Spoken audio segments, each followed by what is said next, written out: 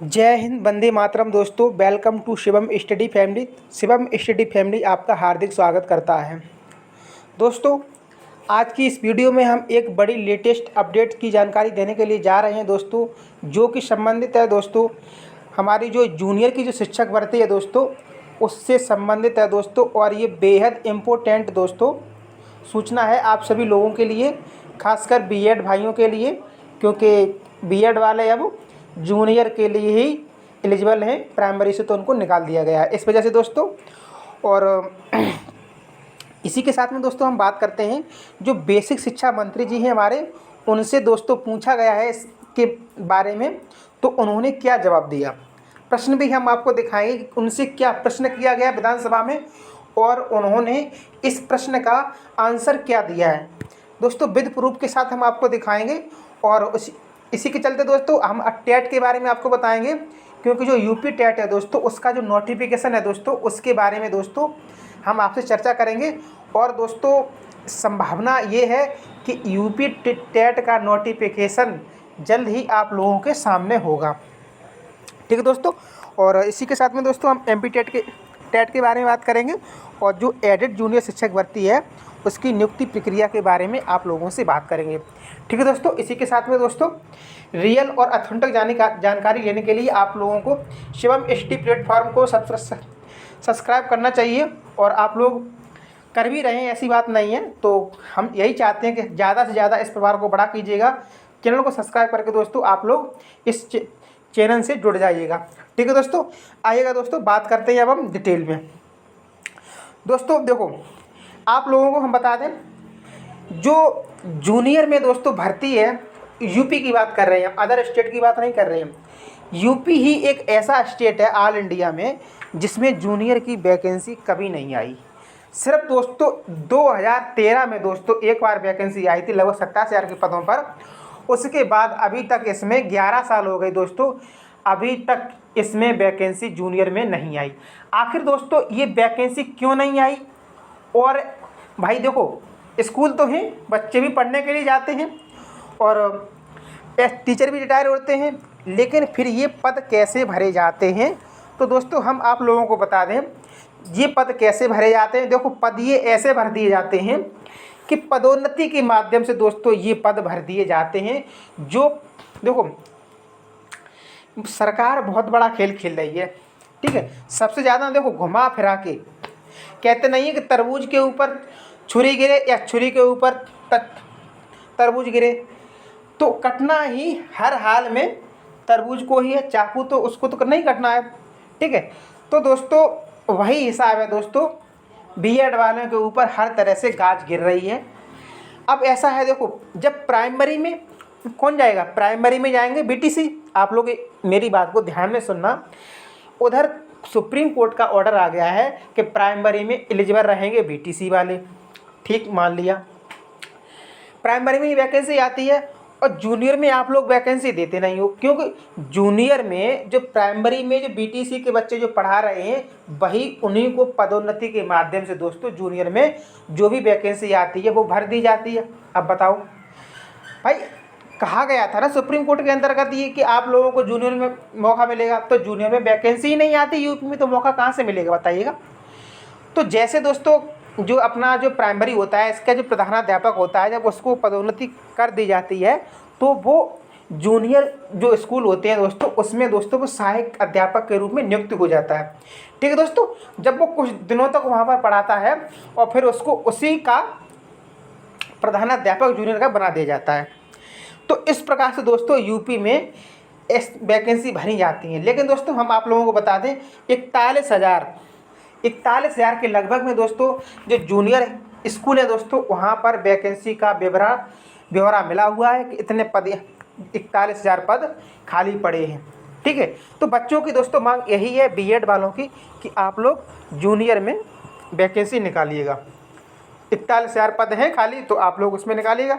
लेकिन दोस्तों आइएगा, हम आपको दिखाते हैं क्या शिक्षा मंत्री जी से, जो बेसिक शिक्षा मंत्री जी हैं, उनसे क्या प्रश्न किया गया और फिर उन्होंने मंत्री जी ने जवाब क्या दिया। आइएगा देखते हैं, ठीक है दोस्तों।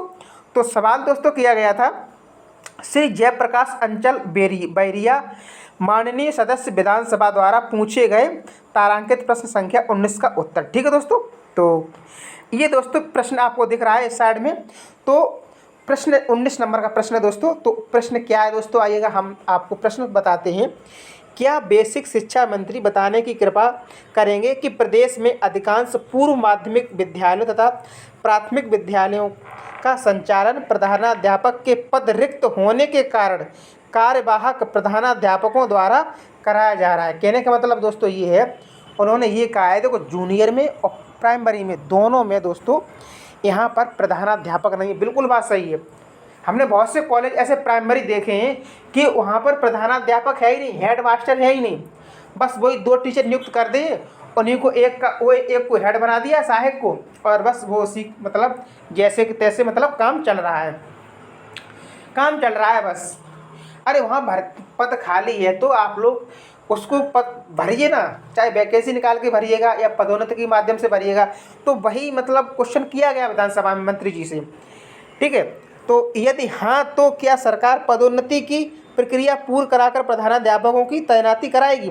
उन्होंने ये कहा है कि पद इतने खाली पड़े हैं फिर भी आप लोग वहाँ पर वैकेंसी नहीं निकाल रहे। अगर नहीं निकाल रहे तो क्या सरकार पदोन्नति के माध्यम से उन प्रधानाध्यापक पदों का जो पद खाली पड़े उनको भरेगी। भाई जूनियर में भी खाली पड़े हैं और प्राइमरी में भी खाली पड़े हैं। ठीक, तो दोस्तों आइएगा, इधर ये प्रश्न था, इस साइड पे ये उत्तर है। तो आइएगा हम उत्तर आप लोगों को दिखाते हैं क्या उत्तर दिया।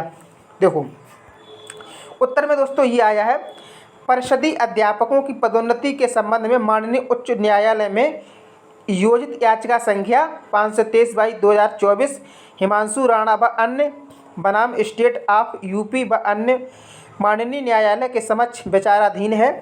उक्त याचिका में माननीय न्यायालय द्वारा पारित अंतिम आदेश के उपरांत पदोन्नति की कार्रवाई की जाएगी। प्रश्न नहीं उठता है।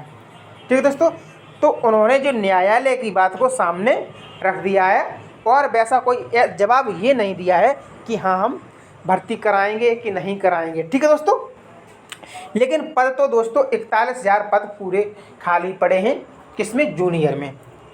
अब हम दोस्तों बात करते हैं अपनी अगली अपडेट की। तो देखो दोस्तों नोटिफिकेशन टेट वाले की। ठीक, टेट का नोटिफिकेशन के बारे में दोस्तों हम आपको दिखा देते हैं। देखिएगा दोस्तों, ये दोस्तों टेट के नोटिफिकेशन संबंधित है। प्रदेश की NIC की ओर से की गई ई अध्यासन पोर्टल व्यवस्था में सभी विभागों में अध्यासन प्राप्त किए जाएं। आयोग के सचिव मनोज कुमार ने बताया कि अध्यासन के लिए बेसिक, माध्यमिक, उच्च तकनीकी, व्यवसायक, अल्पसंख्यक एवं TET के लिए, देखो दोस्तों यहाँ लिखा है ये TET के लिए संबंधित विभागों के प्रमुखों को पत्र पहले ही भेजा जा चुका है। संबंधित विभागों ने नोडल अधिकारी नामित कर दिए हैं। ठीक है दोस्तों, तो ये था TET के बारे में। तो दोस्तों देखो ऐसा नहीं है कि आप लोग धरना प्रदर्शन कर रहे हैं कि सरकार सो रही है, बिल्कुल नहीं सो रही है दोस्तों। उसको भी खबर है मुझे क्या करना है क्या नहीं करना है। ठीक है, तो आप लोग देख लेना, जल्द ही टेट का नोटिफिकेशन जारी होगा। ठीक है दोस्तों, और अब दोस्तों अपनी अगली अपडेट के बारे में बात करते हैं। टेट का नोटिफिकेशन के बारे में हो गया और जूनियर शिक्षक भर्ती में हो गया। अब हम बात करते हैं MP टेट में।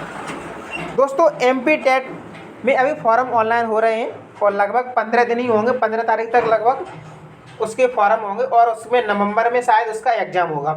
तो दोस्तों अगर आप लोग एलिजिबल हो तो आप लोग पहले वहाँ का जो MP टेट है वो निकालना पड़ेगा और MP टेट के बाद दोस्तों वहाँ पर वैकेंसी आएगी तभी उसका फॉर्म पड़ेगा। CTET के माध्यम से दोस्तों वहाँ पर फॉर्म नहीं आप डाल सकते हो।